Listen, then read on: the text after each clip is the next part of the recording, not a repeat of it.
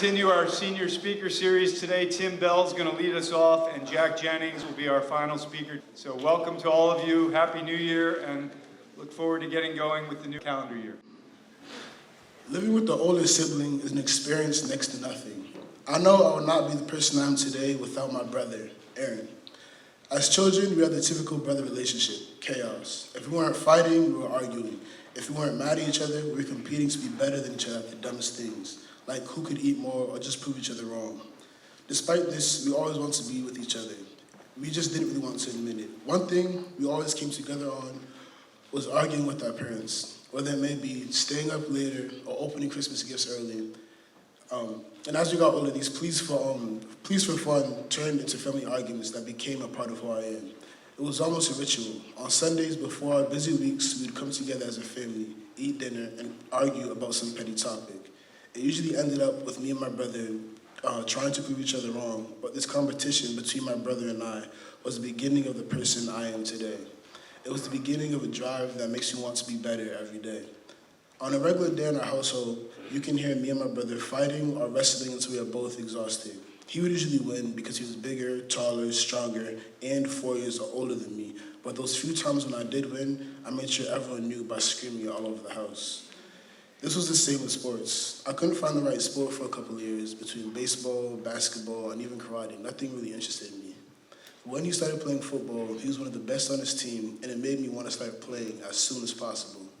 When I did start playing, at first I wasn't really that good, but that made me want to work harder to beat him. I was so determined to be the better-known bellboy. I would think to myself, I'll be faster and stronger than him soon if I just work harder. Of course, I didn't, because, again, he was 4 years older than me. But that didn't stop me thinking that I could. It wasn't until my sophomore year until I realized how much this competition affected me. My love for football and my desire to be better than I was yesterday in everything I do came from my brother. This drive to be better is what I credit my success to so far, and it is what I will rely on to get me through adversity now and in the future.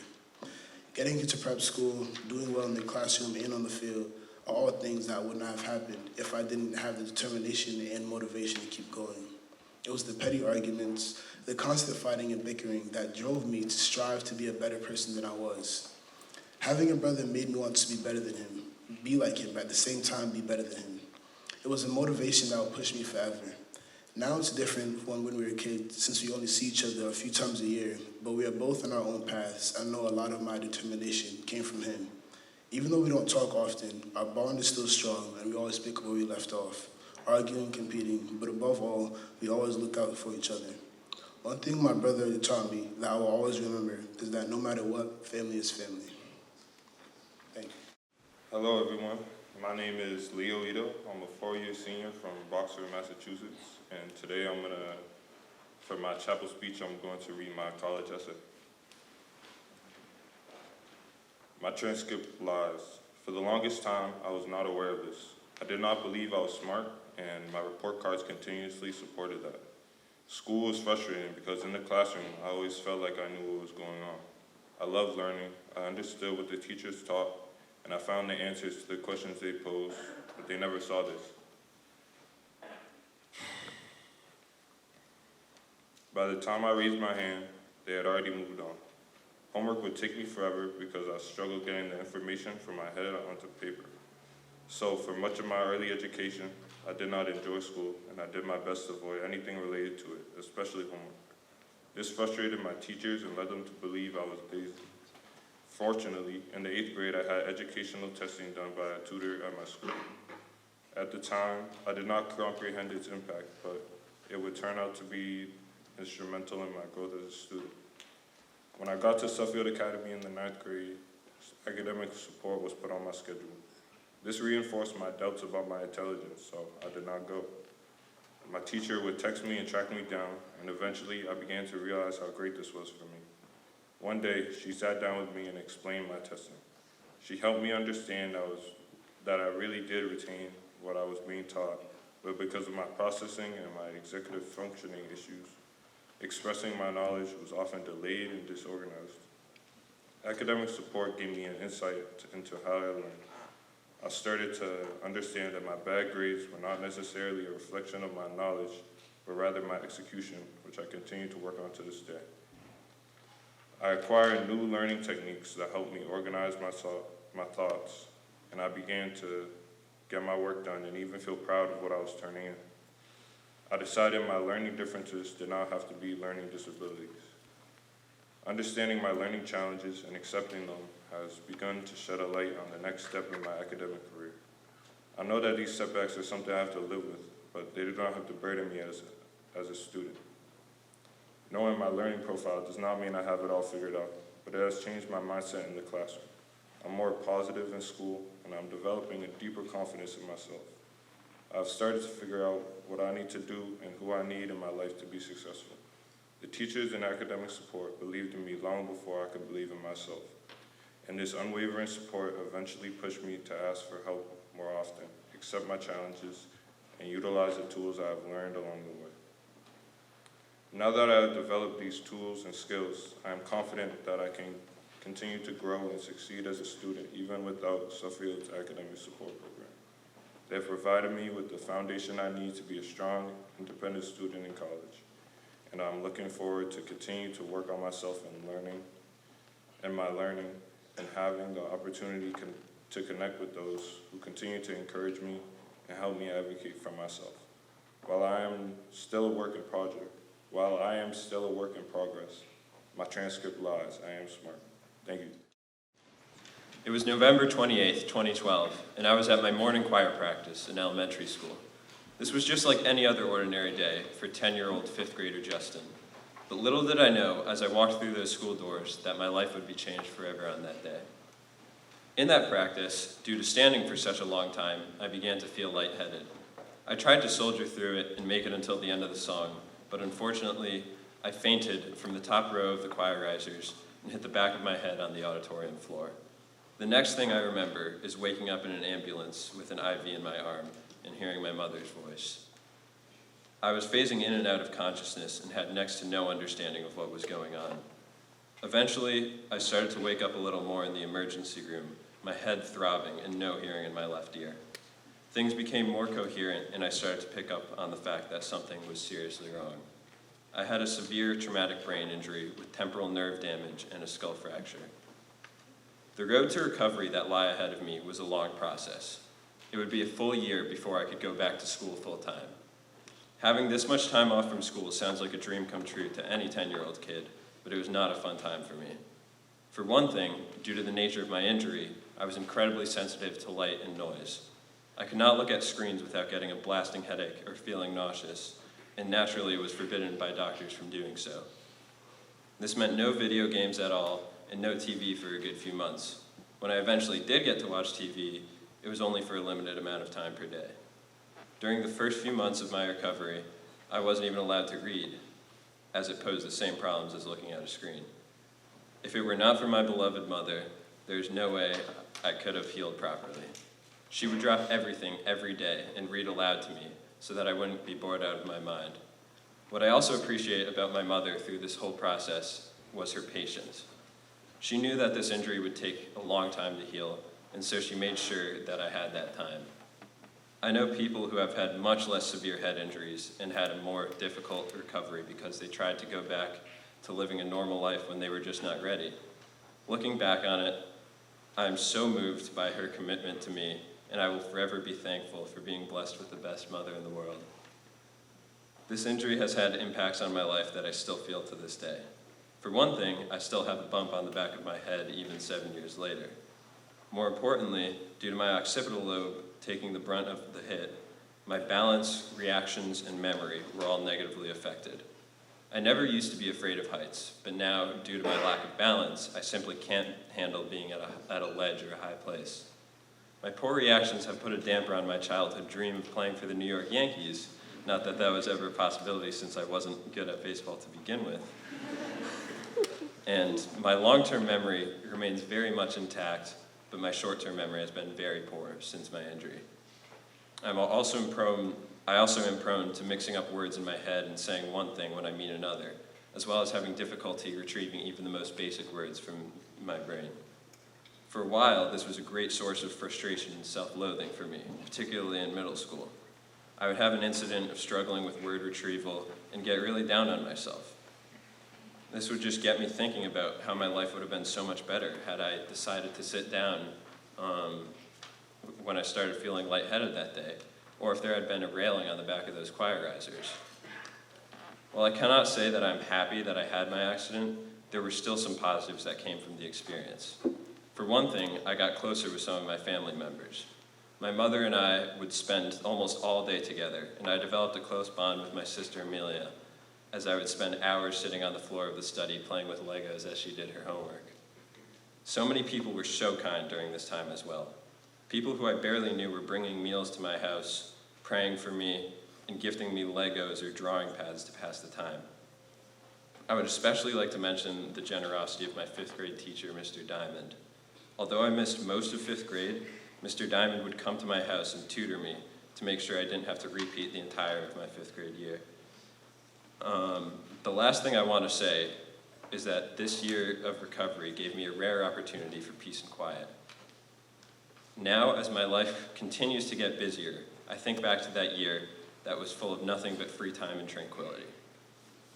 I never want to go through something like this again, but like it or not, my accident has had a massive effect on who I am as a person, from my personality to my relationships with other people, and it is hard to imagine what my life would have been like had I not been through it.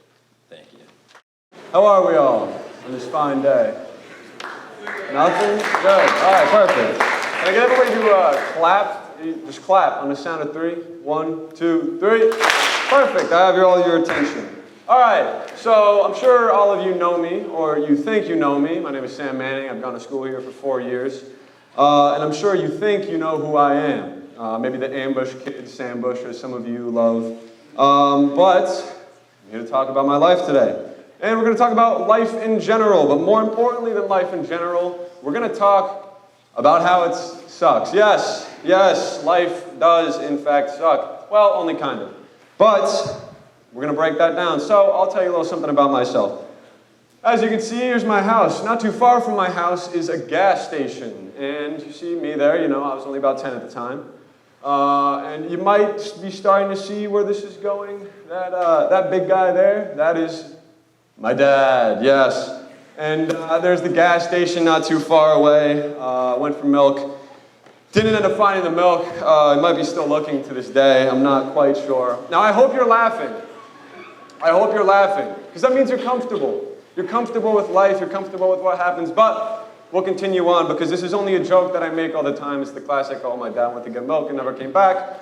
But that's not exactly what happened. If you want to know what actually happened, it was more like this. He went to the store, decided he forgot something, so he came back and then went back to the store, but then he forgot something again, and then went to the store and started to come back, but, you learn something after all that time. So, like father, like son, I'll see you later. And that's how that ended up. So, there's a little bit about my life. I hope that kind of explains why I am the way that I am. Obviously, there's a lot of, drugs and stuff involved, but we'll save that for later. But that's my life, and there's a lot more of you than there is of me, so what about you guys? We're going to talk about your life today, just a little bit, because I actually am serious. Who are you? And it's a big question. You're all high schoolers, you're all growing, developing, changing. So who are you? And you're trying to figure that out yourself. Now, I think that a huge part of who you are today and age comes from these two guys right here. Now, I'm sure all of you love these two applications, Instagram and Snapchat.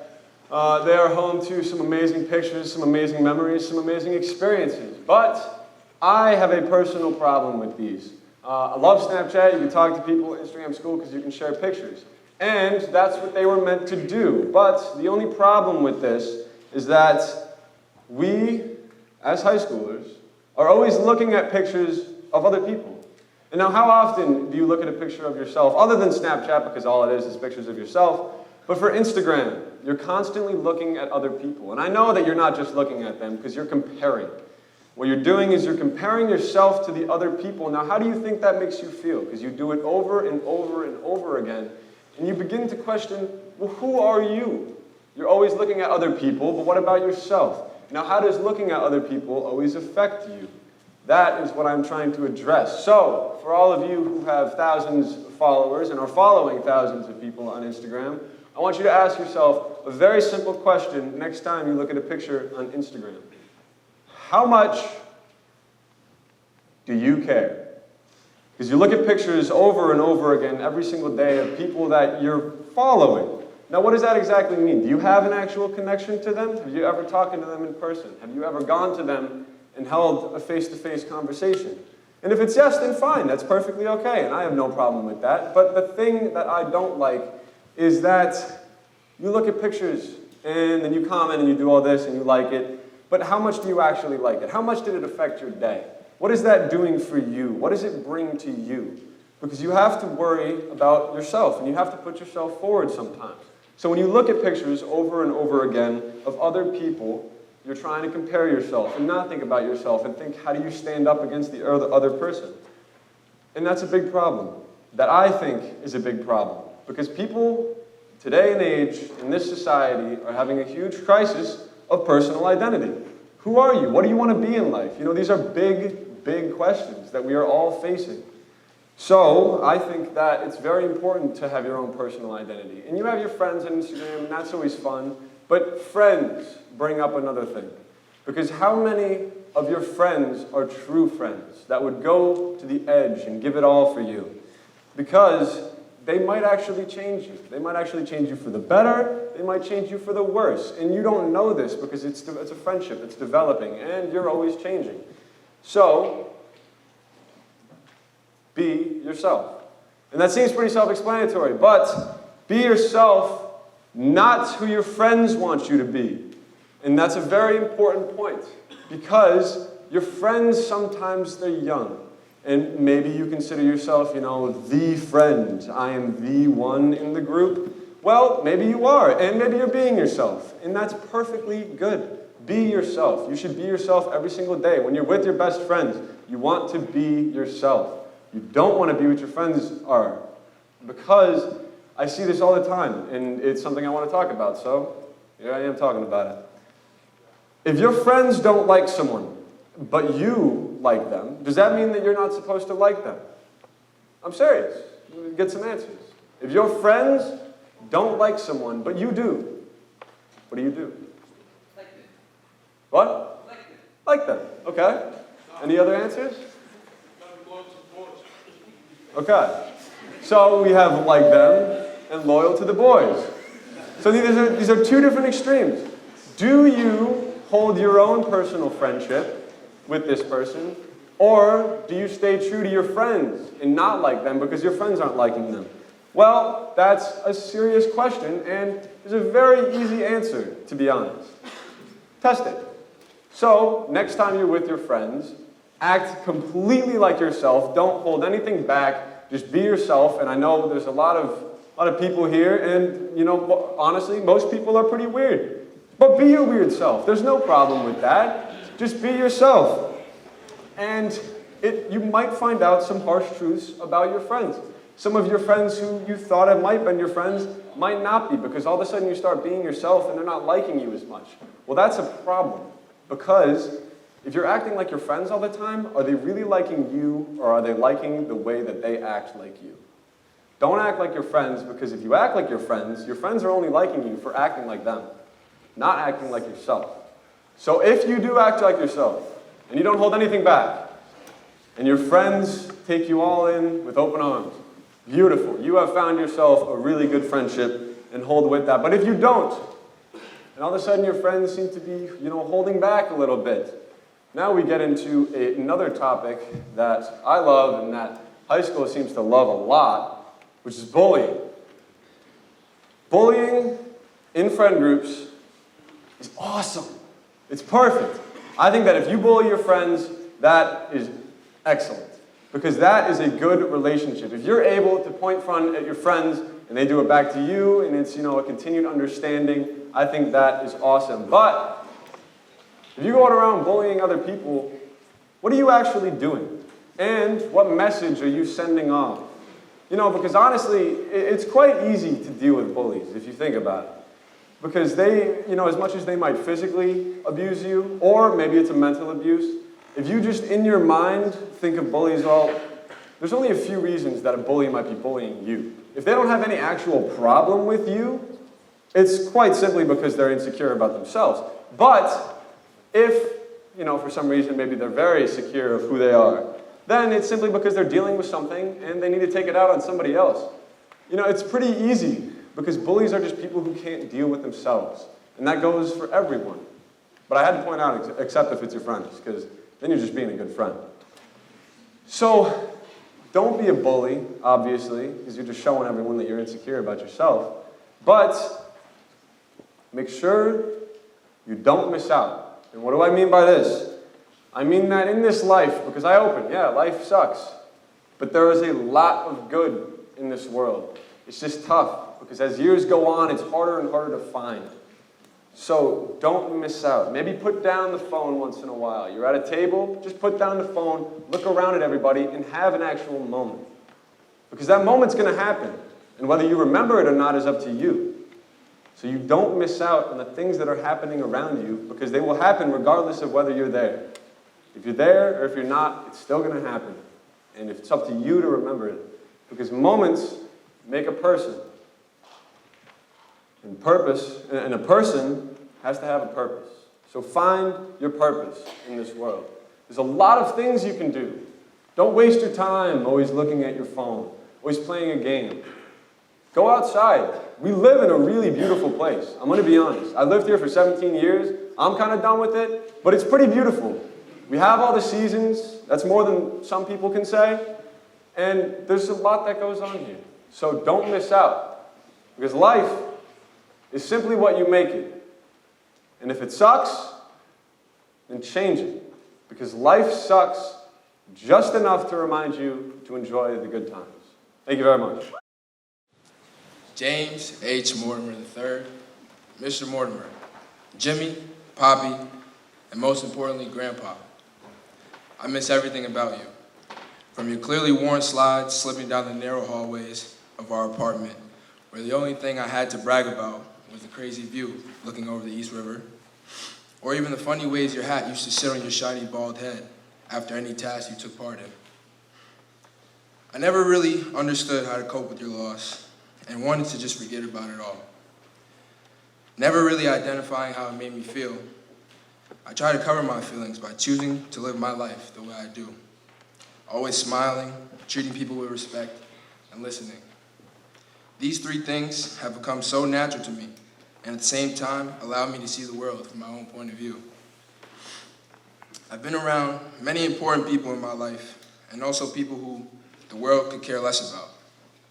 And one thing that has stuck with me is the impression I leave on people. People describe me as a really nice young man who's outgoing and exceptional, preaching to me their own fantasies of how they see my future. The common theme in their ideas seems to be success. They don't know how or when, but they see it in me. In order to truly understand me, how I conduct myself, or even how I feel about certain things, understanding the man who I try to mold myself after would be a good place to start. Grandpa was ahead of my time.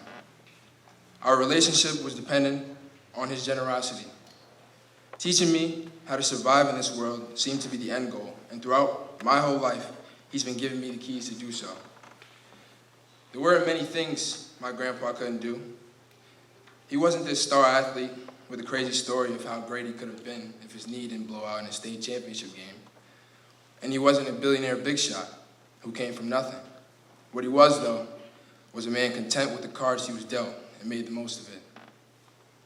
Over the last year, I've been looking deeper into my grandfather's time here, and let me tell you all today that it has been leaving me speechless. Grandpa was so put together, now that I think about it, with his bottomless tie collection, fine tailored suits whose rotation was unmatched, and a woman whose ground he so very worshipped. This seemed to be all he could ask for. The man even knew how to polish his own dress shoes. I don't know if you all are familiar with this process, but I can assure you, with that level of patience, all he needed were 2 evil grandchildren and my sister and me that would pester him along his back end of life. Thinking about it every day I spent with my grandfather, I constantly remind myself how dope he actually was. When I tell you everyone knew Grandpa, everyone knew him. And this was a blessing and a curse, because it meant everyone knew who my sister and I were. When meeting my grandfather, you could almost guarantee you would see him again, as it felt like he was everywhere. Whether it was helping down at the church, which was frequent, around the neighborhood while he tended to his daily errands, or even a protest or rally of some sort, where he could share his voice among thousands of others. Recently, I chose to actually analyze my feelings about this and about his passing. And I wish I was mature enough to understand and learn from him, maybe even be more like him. I like to think I've adapted some of my grandfather's traits, unintentionally, of course. Even the ones I used to make fun of, like his crazy fits. He would always value comfort over anything else, but when it mattered, Grandpa popped out for sure. All in all, I think about my grandfather every day, sometimes a little more than I want to. The thought of him taps into a series of emotions that I have no control over, and sometimes they really get the best of me. What hurts me the most is that every time I accomplish something, I feel as if it doesn't really matter because I don't get to share it with my road dog. What eases my mind, though, is the thought of the day of his funeral. I mean, you would have thought a celebrity passed, and in a way, one did. People flooded every church pew, even the top of the balcony. Friends, acquaintances from over 67 years of Grandpa's life came from near and far to mourn, not to mourn his death, but to celebrate his life. He not only set the tone for the way I want to be remembered, but also showed me how to be all right without him, and for that, I'll forever be thankful. Hi everyone, my name is Raporte and I'm a four-year senior from Princeton, New Jersey. Throughout my years at Suffield, I have learned many extraneous facts from the hundreds of chapel speeches I have attended. Today, you will all take part in this learning, except this time around, the facts are about me. In order to do this properly, a Kahoot is necessary. Yes, an odd approach to a chapel speech, but the most superior way to learning. So, the winner of this Kahoot, and it's 5 trivia facts about me, gets the title as my biggest fan, a framed picture of me, and $20. So, let's see. Taiwan. I was born on a small island, and my passport is actually Chinese because of politics. But Taipei, Taiwan is my birthplace. What's the name of the troll that I look like? It's from the Troll movie. Mr. Edwards coined me with this nickname. Love you. Algebra 2 class should definitely know this. I love roasting myself, so here we go. Cooper the Troll. The winner is, 3rd place, Agent Unicorn. Lucky Rhino. And 1st place is Rapid Panda. Allie Moon, my biggest fan, come and collect your prize after chapel. Thank you all. Have a nice day. Hi everyone, my name is Caroline Kelly and I'm a 2-year senior from New Canaan, Connecticut.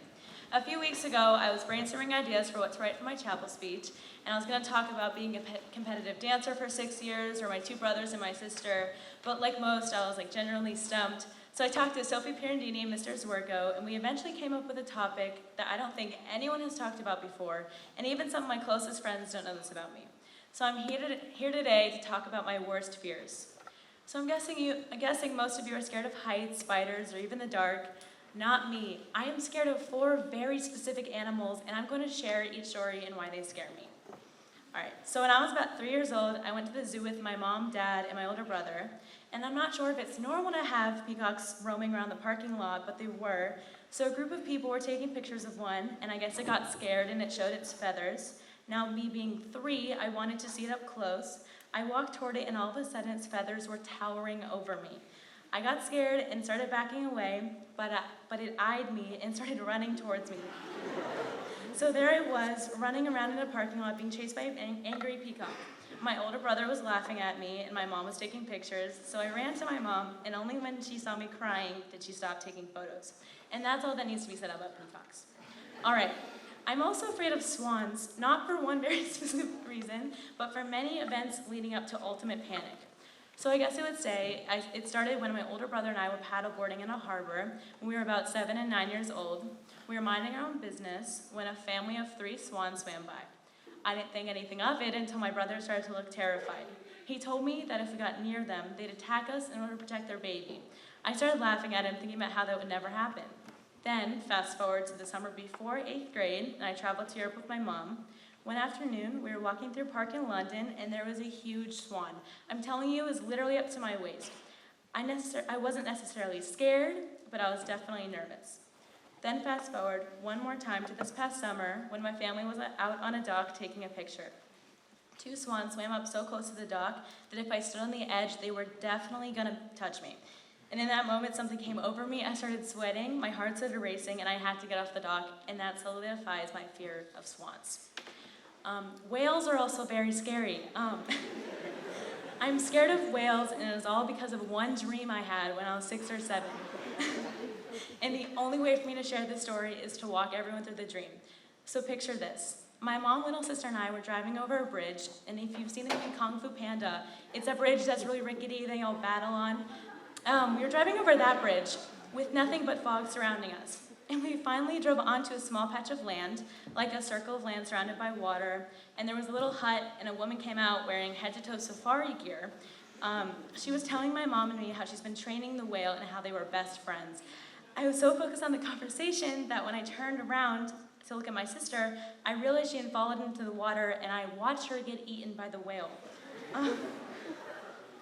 My mom and I assumed that the trainer could command the whale to spit her out, but the trainer, knowing the whale, explained to us that there was no way that she was going to spit her out. So I turned to the whale and screamed, "Spit my sister out." And the whale was like, And I was having a panic attack, and I woke up. And my sister knows the story, and of course she makes fun of me for it all the time. All right, the final animal I'm scared of is butterflies. When I was little, I always used to wake up really early enough to see my dad before he would go to work. Every morning he'd make coffee and I'd make hot chocolate. We had matching mugs.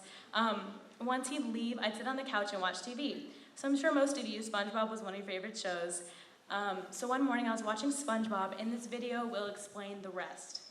I don't even like this. Watch this video.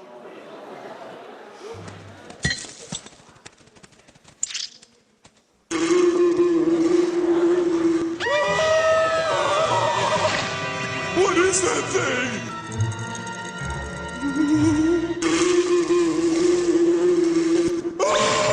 I'm coming, Patrick! Monster!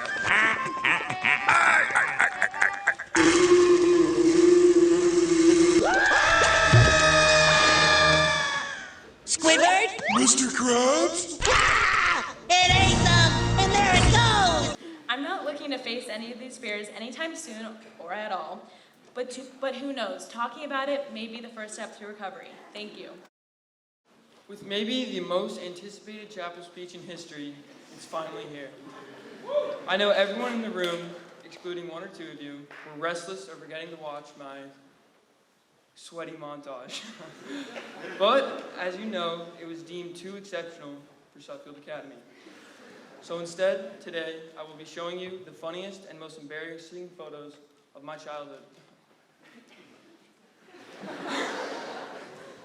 This was my last guided practice before driving by myself. Not only do I have the clean comb over, but the matching shirts complete the look. I honestly have not looked this good since. For those of you who think you know what drip is, let me actually show you.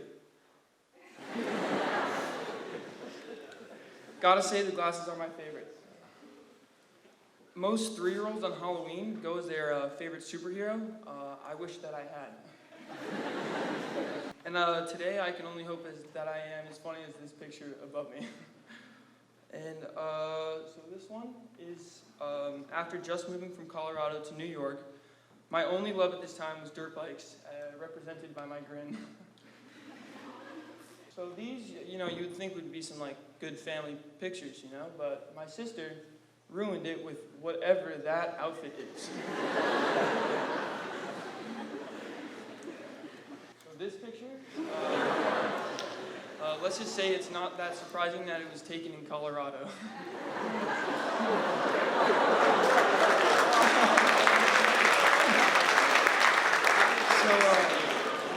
So many of you know that one of my greatest proficiencies is gaming. Those of you wondering what it takes to achieve such greatness, this next photo is the secret.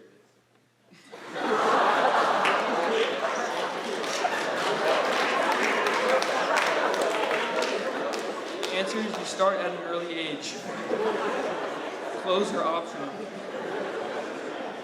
So this year for Halloween, I went as my favorite basketball player, Afro Kobe. It's pretty safe to say this was not the best move. Come on, pretty cute, right? This was in the process of me learning how to swim. Got the floaties on. I must warn you, this next picture is from the first day of 6th grade. Yeesh, not good. The worst part of all about this picture is that I thought I looked so cool with that outfit. I mean, come on. Also pretty scary, but I must warn you again, it is not as bad as these next two. This photo still gives me nightmares. Realistically though, did anyone pull off braces? I mean, really. Oh yeah. This was for sure the awkward stage of my life. Fortunately though, I was able to bounce back from this point. So, this next clip that I'm about to show you was taken freshman year and is probably still the greatest accomplishment of my life to date. I mean, I'm pretty good at flipping water bottles, because I'm the greatest. Yet there's still those some people, they just try to contest you. But you question, why would you contest the greatest? Oh!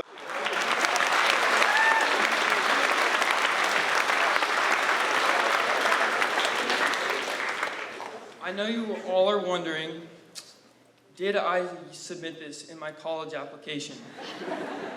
No. However, had I would be going to the Ivy of my choosing. I mean, come on, obviously. My 4 years here at Suffield have been the best years of my life. The one piece of advice I can give is don't be ashamed of who you are and pride yourself in the events that have sculpted you to be the person you are today. I hope you've all enjoyed me exposing myself, and hopefully you still have respect for me after all of these pictures I've shared with you. Thank you.